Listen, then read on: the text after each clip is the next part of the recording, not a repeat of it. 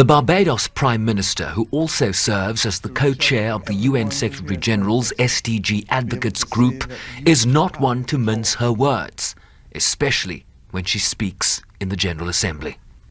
As we reflect on the fact that more people are likely to be hungry in this world in 2030 than in 2015, or as we get to the basic numbers that 735 million people suffered chronic hunger last year at a time when so many others had so much to throw away and to use.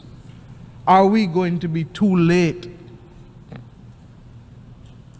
for the SDGs that are really the promise of development and the promise of the conferral of dignity on our people?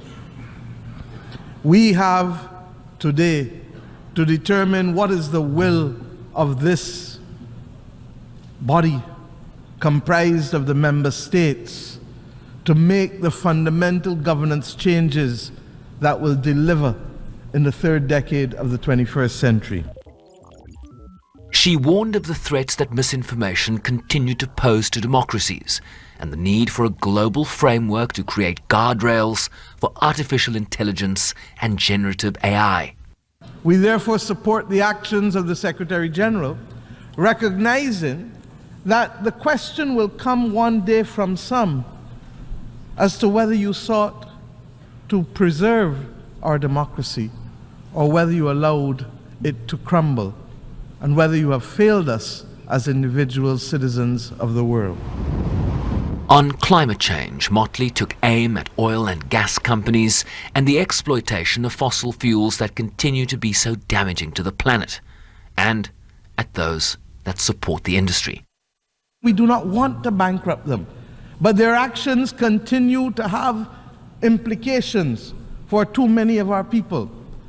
Their actions are equally bolstered by what I call the fit group, the financial institutions, the insurance companies, and the transport companies. They get a buy or a pass because they are invisible to the transactions and to the activity that lead to the problems that the world is facing. But they too are as responsible and need to step up to the plate. Calling for an all-hands-on-deck approach to do what is necessary, particularly in the area of financing the development agenda. The issues of debt sustainability cannot be left on the sidelines, particularly with the number of countries, more than 60 countries facing debt row today as we speak because of the polycrises. Countries being forced to choose between development and building of resilience to fight climate. In our small island states, we value education and healthcare and the dignity of life, and therefore it will be anathema for us to tell our citizens that we do not have the space to provide for you those things that were the promise of independence.